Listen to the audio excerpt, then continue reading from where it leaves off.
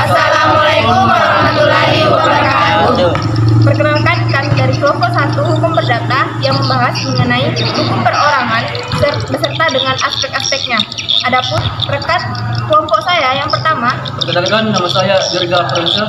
nama saya Nur Rusda, nama saya Putra Madani Mastora, dan saya sendiri Ayu Diawardani, nama saya Hayani, nama saya Nadia Yulianda, nama saya Delvi, nama saya Arni. Nama saya Yasri.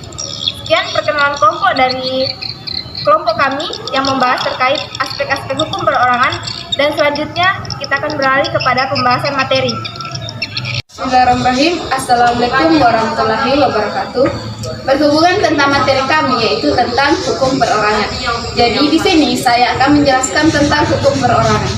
Sebenarnya apa sih hukum perorangan itu? Jadi hukum perorangan dapat diartikan dalam arti luas maupun secara arti sempit. Nah, yang pertama saya akan menjelaskan tentang hukum perorangan dalam arti luas. Jadi, hukum perorangan adalah hukum yang memuat tentang peraturan-peraturan tentang diri manusia sebagai subjek dalam hukum. Peraturan perihal kecakapan untuk memiliki hak-hak dan kecakapan untuk bertindak sendiri melakukan haknya itu, serta hal-hal yang mempengaruhi kecakapan-kecakapan. Adapun hukum perorangan dalam arti sempit, yaitu hukum yang mengatur tentang orang sebagai subjek hukum. Dari pengertian tersebut, merujuk hukum orang dari aspek yang dua lingkupnya, yang meliputi subjek hukum, badan hukum, kewenangan subjek hukum, kecakapan bertindak dalam hukum, dan domisili. Assalamualaikum warahmatullahi wabarakatuh. Langsung saja di sini saya akan menjelaskan mengenai pembagian dari aspek-aspek hukum perorangan. Seperti yang telah disebutkan rekan saya tadi, bahwa aspek-aspek hukum perorangan itu terbagi menjadi beberapa jenis. Yang salah satunya adalah subjek hukum. Subjek hukum dalam buku KUHP dikatakan bahwa orang yang disebut sebagai pribadi kodrat tidak termasuk dalam badan hukum. Yang disebut sebagai dengan subjek hukum itu adalah pribadi hukum. Kemudian dalam perkembangan selanjutnya itu badan hukum tidak dimasukkan menjadi subjek hukum yang diatur dalam Kitab Undang-Undang Hukum Dagang, sehingga subjek hukum itu hanya meliputi dua. Yang pertama adalah orang yang disebut sebagai pribadi kodrat, yang kedua adalah badan hukum yang disebut sebagai pribadi hukum. Orang sebagai subjek hukum itu dalam pasal 2 KUHP disebutkan bahwa bayi yang masih berada dalam kandungan ibunya dianggap telah dilahirkan hidup apabila ada kepentingan bayi itu yang menghendaki. Jadi apabila bayi tersebut belum lahir, maka bayi tersebut telah dianggap sebagai subjek hukum. Di sini saya akan menjelaskan pengakuan sebagai subjek hukum. Manusia sebagai subjek hukum pembawa hak dan kewajiban terjadi sejak manusia itu lahir dan berakhir setelah ia meninggal dunia. Bahkan pengakuan manusia sebagai subjek hukum dapat dilakukan sejak manusia masih di dalam kandungan ibunya, asal ia dilahirkan hidup.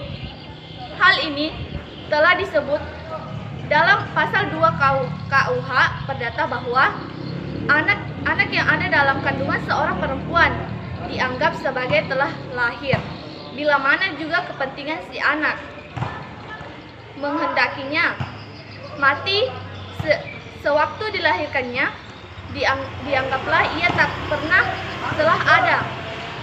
Indonesia sebagai negara hukum mengakui manusia pribadi sebagai subjek hukum, pendukung hak dan kewajiban. Di dalam Undang-Undang 1945 pasal 27 ayat 1 disebutkan bahwa segala warga negara bersamaan kedudukannya di dalam hukum dan pemerintahan dan wajib menjunjung hukum dan pemerintahan itu dengan tidak ada kecualinya. Selain subjek hukum dikenal juga objek hukum sebagai lawan dari subjek hukum. Objek hukum adalah benda yang tidak mempunyai hak dan kewajiban dan berguna bagi subjek hukum yang mana dijadikan pokok hubungan oleh hukum yang oleh subjek hukum. Yang menjadi objek hukum adalah ia benda dan barang. Baiklah, di sini saya akan menjelaskan tentang aspek-aspek perorangan, yaitu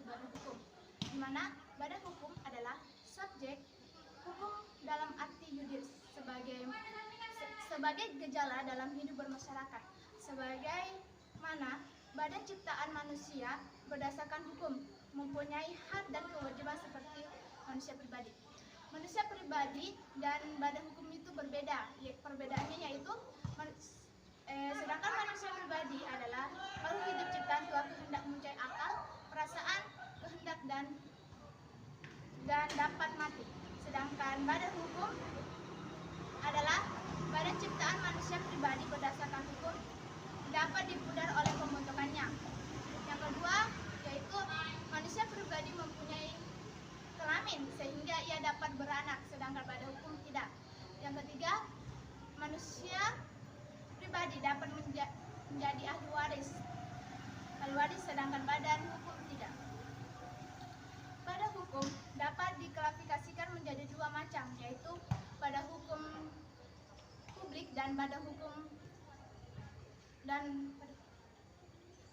publik dan badan hukum privat. Badan hukum publik yaitu badan hukum yang dibentuk oleh pemerintah, diberi wewenang menurut hukum publik, sedangkan hukum privat yaitu badan hukum yang dibentuk oleh pemerintah atau swasta diberi wewenang menurut hukum perdata. Menurut ketentuan pasal 1632 KUHP ada 3 macam, yaitu badan hukum yang dibentuk oleh pemerintah, yang kedua badan hukum yang diakui oleh pemerintah, yang ketiga itu badan hukum yang diperbolehkan atau untuk suatu tujuan tertentu yang bersifat ideal. Di sini saya akan menjelaskan syarat-syarat pembentukan badan hukum. Syarat-syarat pembentukan badan hukum dalam hukum perdata tidak ada ketentuan yang mengatur tentang syarat-syarat material pembentukan badan hukum. Yang ada adalah syarat formal, yaitu harus dengan akta notaris. Karena tidak ada ketentuan demikian, maka menurut Profesor Myers tahun 1948, Doktrin Ilmu Hukum menetapkan syarat-syarat itu. Yang pertama, ada harta kekayaan sendiri. Badan hukum itu memiliki harta kekayaan sendiri, terpisah dengan harta kekayaan anggotanya, pendiri atau pengurusnya. Harta kekayaan ini diperoleh dari pemasukan para anggotanya. Harta kekayaan ini diperlukan sebagai alat untuk mencapai tujuan tertentu dalam hubungan hukum. Yang kedua, ada tujuan tertentu. Tujuan tertentu itu bukan tujuan pribadi anggotanya atau pendirinya. Badan hukum sebagai pendukung hak dan kewajiban melakukan sendiri usaha mencapai tujuannya. Yang ketiga, ada kepentingan sendiri. Kepentingan adalah hak subjek yang timbul dari peristiwa hukum yang dilindungi oleh hukum. Badan hukum yang mempunyai kepentingan sendiri dapat menuntut dan mempertahankan kepentingannya untuk terhadap pihak ketiga dan pergaulan hukum. Yang terakhir, keempat, ada organisasi yang teratur. Badan hukum adalah satu kesatuan organisasi bentukan manusia berdasarkan hukum yang hanya dapat melakukan perbuatan hukum melalui alat perlengkapannya. Alat perlengkapannya tersebut merupakan pengurus badan hukum yang mempunyai fungsi dan tujuan yang diatur oleh agrandasar. Di sini saya akan menjelaskan tentang badan hukum.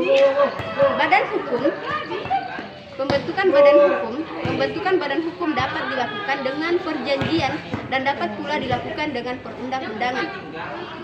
Pada badan hukum yang dilakukan dengan perjanjian, status badan hukum itu diakui oleh pemerintah melalui pengesahan anggaran yang termuat dalam akta pendirian. Badan hukum, prosedur pembentukan badan hukum perseorangan terbatas diatur oleh Kitab Undang-Undang Hukum Dagang KUHD. Yang pertama, para pendirian mengadakan kesepakatan. Yang kedua, yang disusun oleh anggaran dasar. Yang ketiga, anggaran dapat dimuat dalam akta pendirian yang dibuat oleh notaris, pasal 38 ayat 1 KUHD. Yang keempat, akta pendirian disahkan oleh Pemateri Kehakiman Republik Indonesia, pasal 27 ayat 1 KUHD. Yang kelima, setelah disahkan kemudian didaftarkan pada kepanitiaan pengadilan negeri. Yang keenam, kemudian diumumkan dalam berita negara. Badan hukum, prosedur persekutuan komanditer adalah persekutuan yang dapat berbadan hukum dan dapat pula tidak berbadan hukum. Menurut sebagai berikut cara memperoleh status hukum dengan pengakuan oleh pemateri kehakiman. Pengakuan tersebut diberikan melalui pengakuan tersebut dengan dibuat oleh notaris. Setelah disahkan kemudian didaftarkan pada Kepaniteraan Pengadilan Negeri. Kemudian diumumkan dalam berita negara. Jadi di sini saya akan menjelaskan tentang aspek-aspek hukum perorangan, cakap hukum dan kewenangan. Ketiga, cakap hukum dan kewenangan. Menurut hukum, manusia pribadi mempunyai hak dan kewajiban, akan tetapi selalu cakap untuk melakukan perbuatan hukum. Tidak cakap melakukan perbuatan hukum berdasarkan pasal 1330 KUHP, Perdata tentang orang yang tidak cakap untuk membuat perjanjian, yaitu A. Orang-orang yang belum dewasa atau belum mencapai 21 tahun. B. Orang yang ditaruh di bawah pengampuan yang tidak terjadi karena gangguan jiwa, pemabuk atau pemboros. Ketiga, kurang cerdas. D. Sakit ringan. E. Orang atau wanita dalam perkawinan yang berstatus sebagai istri. F. Badan hukum atau third person. Ya, kita masuk pada aspek-aspek hukum perorangan domisili. Nah, di sini tempat kediaman atau domisili. Setiap orang maupun badan hukum menurut hukum harus mempunyai tempat tinggal yang jelas keberadaannya, yang dapat dicari. Tempat tersebut disebut dengan domisili. Dalam pengertian yuridis, tempat tinggal atau domisili adalah tempat seseorang harus dianggap selalu hadir dalam hubungannya, dalam pelaksanaan hak dan pemenuhan kewajiban. Juga pada suatu waktu ia benar-benar tidak dapat hadir di tempat tersebut. Tempat tinggal sangat diperlukan untuk beberapa hal, misalnya di mana seseorang harus berkeluarga, di mana seseorang harus dipanggil dan ditarik di muka hakim, pengadilan mana yang berkuasa terhadap seseorang, dan sebagainya. Biasanya orang mempunyai tempat tinggal di tempat kediaman pokok, tetapi bagi orang yang tidak mempunyai tempat kediaman tertentu, tempat tinggalnya dianggap berada di tempat ia benar-benar berada. Macam-macam tempat tinggal atau domisili. Domisili dapat dibedakan menurut sistem hukum yang mengaturnya, yaitu menurut common law dan hukum Eropa Konteral. Dalam common law, tempat tinggal dibedakan menjadi 3 macam, yaitu yang pertama domisili of original, yaitu tempat tinggal seseorang ditentukan oleh tempat asal seseorang sebagai tempat kelahiran ayahnya yang sah. Yang kedua, domisili of original of dependence, yaitu tempat tinggal yang ditentukan oleh tempat tinggal ayah bagi anak yang belum dewasa, tempat tinggal ibu anak yang belum sah, dan bagi istri ditentukan oleh tempat tinggal suaminya. Dan yang ketiga, domisili of heights, yaitu tempat tinggal yang ditentukan oleh pilihan seseorang yang telah dewasa di samping tindak tanduk sehari-hari. Dari domisili. Adapun menurut hukum Eropa kontinental termasuk juga KUH, Perdata dan MBW baru negara Belanda, tempat tinggal dibedakan menjadi 2 macam, yaitu A. Tempat tinggal sesungguhnya, yaitu tempat melakukan perbuatan hukum pada umumnya, baik itu tempat tinggal mandiri maupun tempat tinggal wajib. B. Tempat tinggal yang dipilih, yaitu apabila ada 2 orang yang mengadakan suatu perjanjian perdagangan dengan memilih tempat tinggal di kantor seorang notaris atau kantor kepanitiaan pengadilan. Domisili yang sesungguhnya adalah tempat melakukan perbuatan hukum yang sesungguhnya. Domisili yang sesungguhnya dibedakan menjadi 2 macam, yaitu A. Domisili sukarela atau yang berdiri sendiri adalah tempat kediaman yang tidak tergantung atau ditentukan oleh hubungannya dengan orang lain. B. Domisili yang wajib, yaitu tempat kediaman yang ditentukan oleh hubungan yang ada antara seseorang dengan orang lain, misalnya antara istri dengan suaminya, antara anak dengan walinya, dan antara kurator dengan kuratornya atau pengampunya. Domisili sesungguhnya diatur dalam pasal 20 sampai dengan pasal 23 KUH Perdata dengan ketentuan sebagai berikut. A. Pasal 20 domisili pegawai. B. Pasal 21 domisili istri anak di bawah umur dan curatel. C. Pasal 22 domisili guru. D. Pasal 23 tempat kediaman orang meninggal.